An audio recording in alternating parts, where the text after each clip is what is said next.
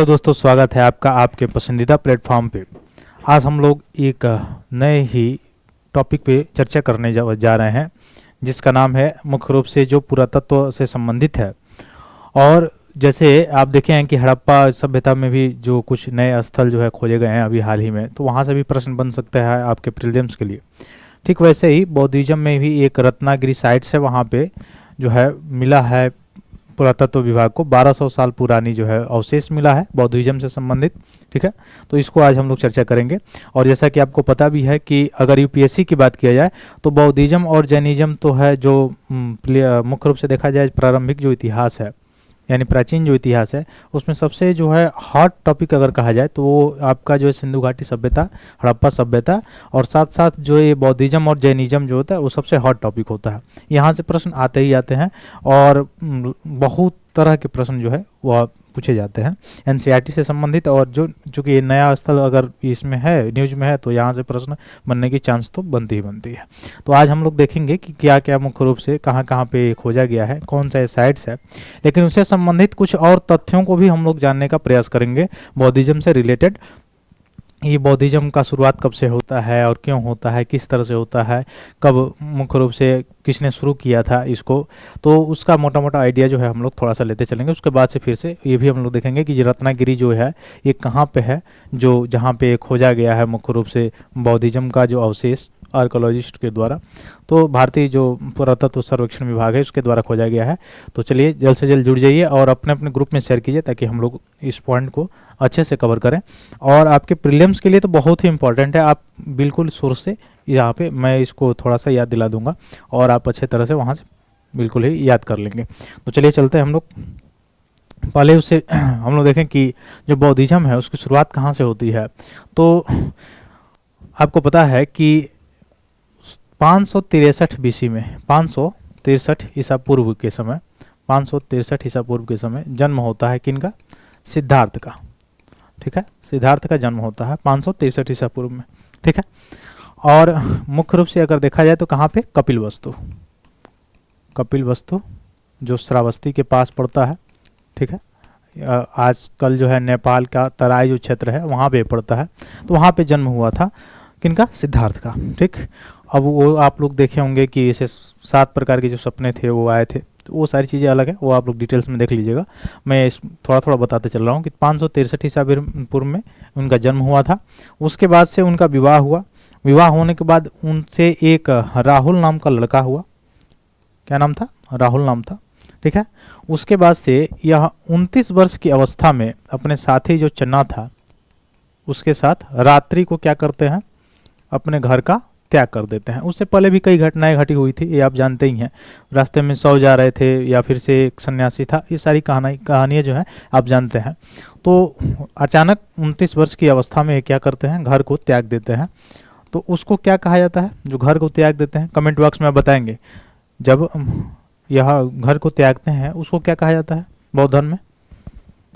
चलिए, 29 वर्ष की अवस्था में यह मुख्य रूप से घर को त्याग देते हैं। त्यागने के बाद 6 वर्ष की तपस्या करने के बाद, कितना वर्ष की? 6 वर्ष, 35 ईयर्स के समय, 35 वर्ष के, जब इनका एज 35 वर्ष हो रहा था उस समय कहाँ पे? बोध गया में। ये बोध गया पड़ता कहाँ पे है? तो आप बिहार जाएंगे, बिहार में, बिहार राज्य में वहाँ पड़ता है। बोध गया में पीपल के वृक्ष के नीचे इनको ज्ञान की प्राप्ति हुई थी। पीपल के वृक्ष के नीचे। ठीक है, अब यह पीपल के वृक्ष जो है अभी भी आप जाएंगे तो है, लेकिन वो वाला नहीं है जहाँ पे इनको ज्ञान की प्राप्ति हुई थी, क्योंकि उस पेड़ को, जो बोधि वृक्ष था, उसको काट दिया था किसी ने। किसने काटा था बताएंगे कमेंट बॉक्स में? किसने काटा था उसको? कौन ऐसा शासक था जो उस बोधि वृक्ष को कटवा दिया था? तो बौद्धिज्म में देखा जाए तो इनको मुख्य रूप से 35 ईयर्स के समय, यानी घर त्यागे थे 29 वर्ष की अवस्था में, 6 वर्ष की तपस्या के बाद इनको क्या हुआ? ज्ञान की प्राप्ति हुई। और इस ज्ञान की प्राप्ति हुई तो तब से क्या कहलाए? बौद्ध कहलाए। क्या कहलाए? बुद्ध कहलाए। ठीक है, बुद्ध कहलाए जब ज्ञान की प्राप्ति हुई तब। उससे पहले क्या थे? राजकुमार, सिद्धार्थ नाम था इनका। ठीक है, तो 35 वर्ष की उम्र में कहाँ पे? ये याद रखेंगे, पीपल के वृक्ष के नीचे, बोध गया पे। और किस नदी के तट पे अगर पूछ दिया जाए आपसे क्वेश्चन, तो किस नदी के तट पे? निरंजना या उसको पुनपुन नदी भी कहा जाता है। या ज़्यादा जो है इसमें पानी नहीं रहता। आज के समय में आप जाएंगे ज़्यादा पानी इसमें नहीं देखने को मिलेगा। गर्मी के दिनों में ज़्यादा सूखी सूखी रहती है। तो निरंजना या पुनपुन नदी के तट पे इनको क्या हुआ था, ज्ञान की प्राप्ति हुई थी पीपल के वृक्ष के नीचे। उसी पीपल के वृक्ष को बोधि वृक्ष कहा जाता है। तो उस समय एक शासक था शशांक, ठीक है, उसने क्या किया था, इस बोधि वृक्ष को क्या कर दिया था, कटवा दिया था। ठीक है, ये याद रखिएगा। बोधि वृक्ष को किसने कटवाया था, शशांक ने कटवाया था। ठीक है, अब जो आप चलेंगे पूर्वोत्तर भारत की तरफ, जब आप पढ़ रहे होंगे तो उसमें हिस्ट्री में तो एक शासक आते हैं पाल वंश। उन्होंने इनका मतलब बौद्ध धर्म का ज़्यादा संरक्षण किया था। पाल वंश के जो शासक थे वो बौद्ध धर्म का संरक्षक थे। ठीक है, संरक्षण किया था ये। तो इस चीज़ को पॉइंट याद रखिएगा। और जो कुछ तथ्य हैं, पहला उपदेश उन्होंने कहाँ पे दिया था, तो ये याद रखिएगा। पहला उपदेश जो उनका था वो था आपका सारनाथ में। ठीक है, तो पहला उपदेश था सारनाथ में। सारनाथ कहाँ पड़ता है, यूपी उत्तर प्रदेश के वाराणसी जिले के पास पड़ता है। ठीक है, ठीक है, तो पहला उपदेश कहाँ पे दिए थे, सारनाथ में दिए थे। इसी को क्या कहा जाता है, धर्म चक्र परावर्तन। बौद्ध धर्म में धर्म चक्र परावर्तन कहा जाता है। ठीक है, उसके बाद से अगर देखा जाए सबसे ज्यादा समय अगर पूछा जाए कि कहाँ पे व्यतीत किए थे, तो श्रावस्ती में। कहाँ पे, श्रावस्ती में। तो श्रावस्ती में सबसे ज्यादा समय व्यतीत किए थे। किसके समकालीन माना जाता है, अजात शत्रु का आप नाम सुने होंगे। वह भी बौद्धिज्म था, जो अपने पिता जो है बिम्बिसार का हत्या करके गद्दी पे बैठा था, तो वो उनके समकक्ष का माना जाता है। ठीक है, तो श्रावस्ती में सबसे ज़्यादा उपदेश दिए थे। सबसे पहला उपदेश उन्होंने कहाँ दिया था, सारनाथ में दिया था। अंतिम उपदेश जो है वह कहाँ पे दिए थे, तो आप उत्तर प्रदेश में जाएंगे तो उस समय उसका नाम था कुशीनारा। क्या था, कुशीनारा। जो प्रेजेंट समय में नाम क्या है, कुशीनगर। तो उत्तर प्रदेश का एक डिस्ट्रिक्ट है कुशीनगर, वहाँ पे यह अंतिम सांस लिए थे। ठीक है, और उसको क्या कहा जाता है,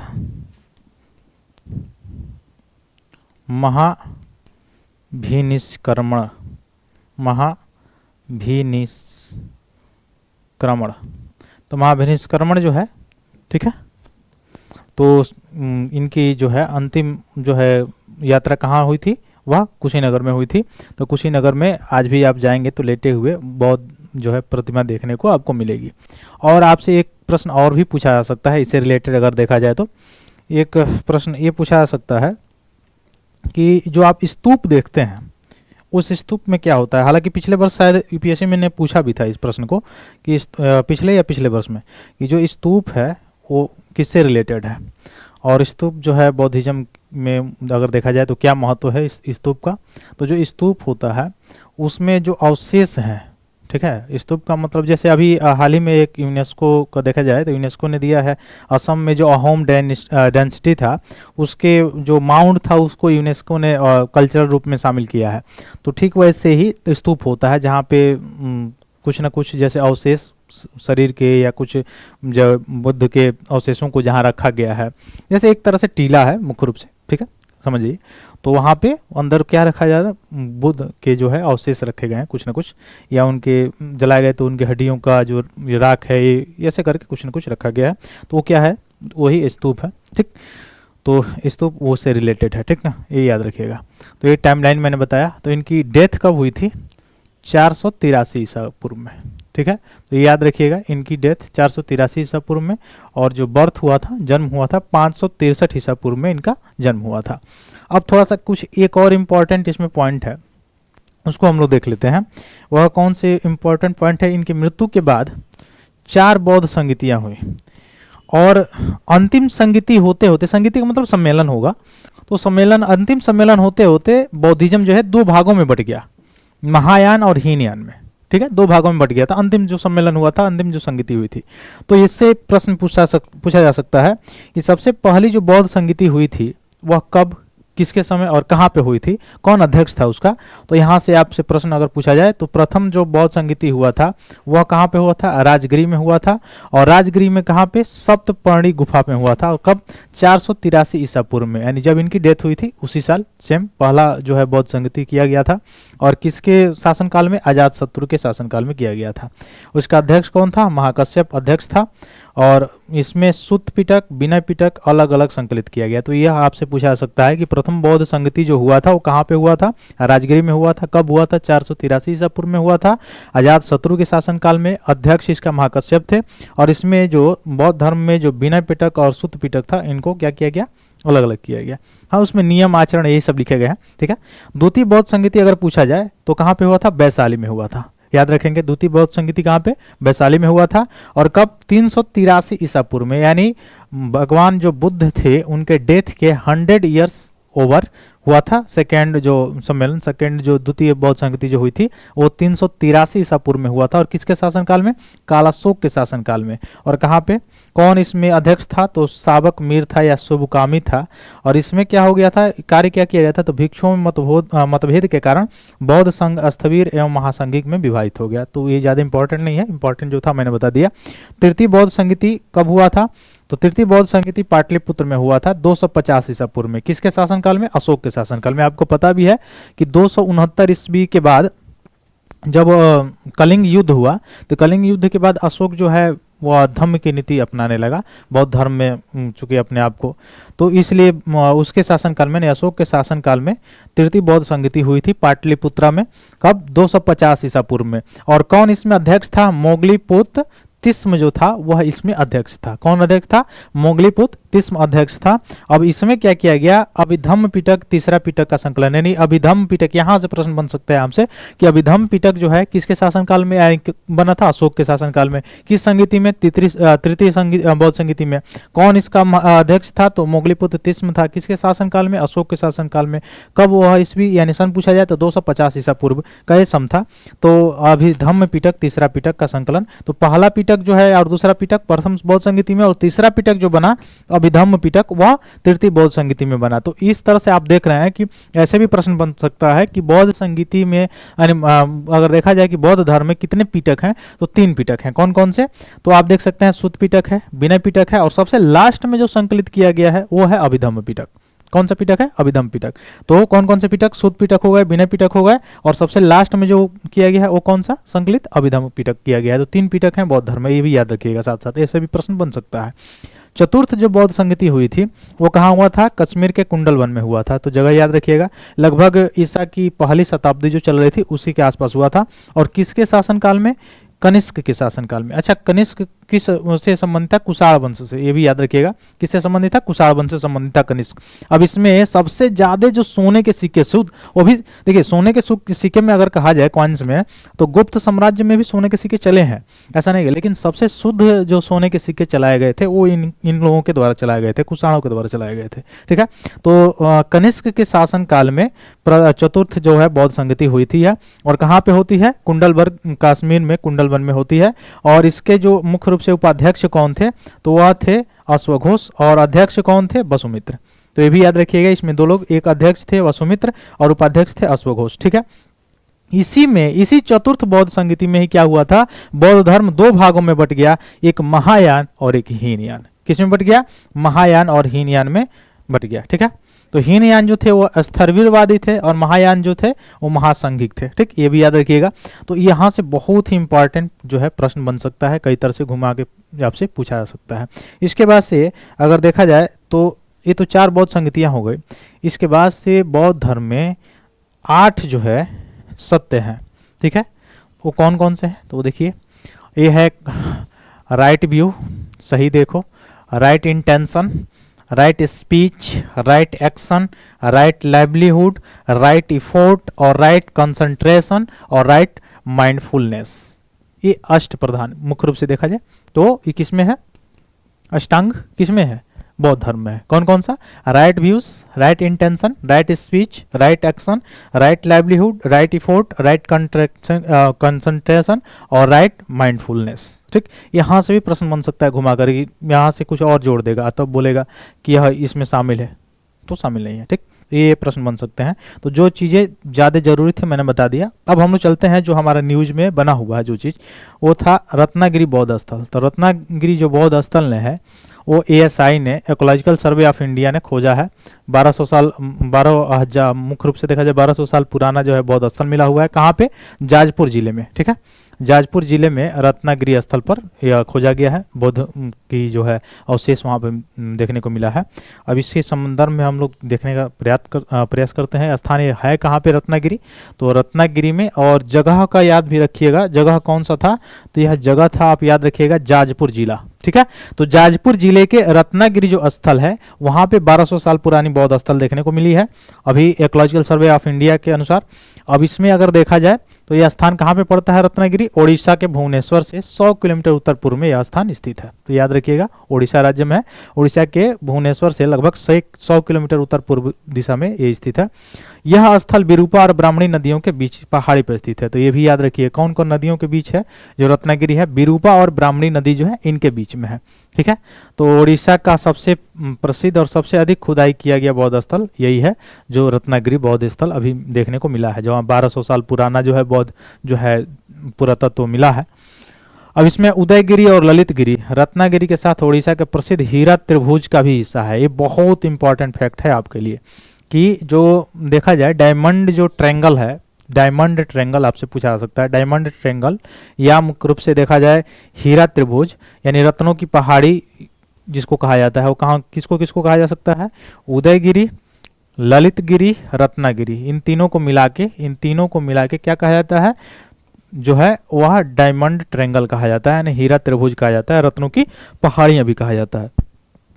ठीक है, तो इसमें समयावधि में निर्माण में लगभग 5वीं 13वीं शताब्दी माना गया है और चरम काल 7वीं से 10वीं ये इसके बीच माना गया है। तो ये इतना इंपॉर्टेंट नहीं है आपके लिए। ये इंपॉर्टेंट है भुवनेश्वर से कितना और किन किन नदियों के बीच है बिरूपा और ब्राह्मणी, और ये तो बहुत ज़्यादा इंपॉर्टेंट है जो आपका डायमंड ट्रायंगल है। ठीक है, इसको याद रखिएगा। अगला अगर देखा जाए तो यह है महायान और तंत्रयान, जिसे ब्रजयान भी कहा जाता है, बौद्ध धर्म का केंद्र था। तो ये जो इसमें पता लगाया गया है तो ये पता चला है कि महायान और तंत्रयान अभी हम लोगों ने जो चर्चा किया है वही रत्नागिरी साइट के जो है यहाँ पे देखने को मिला है। रत्नागिरी साइट पे किससे संबंधित है? महायान और तंत्रयान से, जिसको वज्रयान कहा जाता है। कुछ अध्ययनों से ये भी पता चला है कि प्रसिद्ध चीनी बौद्ध भिक्षु और यात्री हेनत्सांग जो है ये आया था 638 से 639 ईस्वी के दौरान ओडिशा का दौरा किया था। ये भी पता चला है इसमें। ठीक है, हेनत्सांग जो आया था। ठीक है, आप लोग बताएंगे कमेंट बॉक्स में हेनत्सांग किसके शासनकाल में भारत में आया था? हेनत्सांग किसके शासनकाल में भारत में आया था? क्या हर्षवर्धन के शासनकाल में आया था? बताइए, कमेंट बॉक्स में बताइए। इसे पहली बार 1905 में ऐतिहासिक स्थल के रूप में प्रलेखित किया गया था रत्नागिरी को। ठीक है, और इसमें क्या मिला है? एक विशाल बुद्ध सिर, एक विशाल ताड़ का पेड़, एक प्राचीन दीवार, उत्कीर्ण बौद्ध अवशेष भी खोजे गए हैं और सभी का समय लगभग 8वीं से 9वीं शताब्दी के बीच में माना जा रहा है। तो ये खोजा गया है। अब कुछ उड़ीसा में बौद्ध धर्म और दक्षिण पूर्व एशियाई देशों के साथ संबंध क्या है? तो इसमें देखा जाए तो पता चला है कि उड़ीसा में बौद्ध धर्म विशेष रूप से भौमकारा वंश के शासक में फला फूला, जिसने 8वीं से 10वीं शताब्दी के बीच में उड़ीसा पर शासन किया था। और ऐसा भी माना जाता है कि मौर्य सम्राट अशोक ने 261 ईसा पूर्व में कलिंग पर जो आक्रमण किया था, तो 269 ईसा पूर्व में क्या था? राज्याभिषेक था अशोक का, और 61 में क्या किया था? कलिंग पर आक्रमण किया था। उसके बाद से तो वो बौद्ध हो गया था ना, ज्यादा रक्तपात के देखने के कारण। ठीक है, तो उड़ीसा का दक्षिण पूर्व एशियाई देशों के साथ लंबे समय से समुद्री व्यापारिक संबंध भी रहा है। तो इतिहासकारों के अनुसार अगर देखा जाए तो काली मिर्च, दालचीनी, इलायची, रेशम, कपूर, सोना, भूषण, ये सब कलिंग साम्राज्य और दक्षिण पूर्व एशिया से ये व्यापार के रूप में लोकप्रिय वस्तुएं थी। वस्तु विनिमय उस समय चलता था, व्यापार होती थी। राज्य में प्रतिवर्ष बाली यात्रा का भी आयोजन किया जाता था, जो इंडोनेशिया में बाली पड़ता है। ठीक है, जिसका शाब्दिक अर्थ है बाली की यात्रा। ठीक है, 7 दिवसीय उत्सव होता है जो कलिंग और बाली तथा अन्य दक्षिण और दक्षिण पूर्व एशियाई का एक सांस्कृतिक जो है देखा जाए तो संबंध देखा जा सकता है, जैसे Java, Sumatra, Borneo, Burma, Myanmar, Ceylon, Sri Lanka 2000 वर्ष पुराने समुद्री संस्कृति संबंध में। तो यहाँ से इस समय की एरा में यहाँ से इसको रिलेट किया जा सकता है आसियान देशों से, या हमारे दक्षिण पूर्व एशियाई जो देश हैं उससे भारत से कैसा रिलेशन रहा है उस समय से लेके बौद्धिज्म से। बौद्धिज्म देखिए, भारत के लिए बौद्धिज्म बहुत ही बड़ा एक अपॉर्चुनिटीज है और भारत में ही शुरू किया गया, भारत में ही हुआ, लेकिन भारत में उसका संरक्षण न किए जाने के कारण ये सारी चीज़ें और बहुत सारे और भी थ्रेट थे जिसके कारण नहीं हो पाया। और इस चाइना को देखिए, वह उसी के मार्ग से यानी बौद्धिज्म के मार्ग से पूरा फैलाता है कि हम भाई हमारा सांस्कृतिक कल्चर जो है एक जैसा है, ऐसे आओ हम सब मिलो, तो ये सारी चीज़ें तो कल्चर लेवल पर भी यहाँ पे प्रयोग इसका किया जा सकता है, जो आपका देखा जाए तो एक्सटर्नल चीज़ों में, मुख्य रूप से विदेशी क्षेत्रों में। ठीक, तो ये पहले से ही संबंध था भारत का। तो ये सारी चीज़ें अब आप कमेंट बॉक्स में बताइए कि आपको दोस्तों ये सारी जानकारी कैसे लगी, और अगर सही लगी हो, अच्छी लगी हो, आपके एग्जाम्स के लिए बहुत ही इंपॉर्टेंट सारी चीज़ें मैंने लेकर आया जहाँ तक हो सका। तो लाइक कीजिए, सब्सक्राइब कीजिए। बहुत बहुत धन्यवाद दोस्तों। जय हिंद।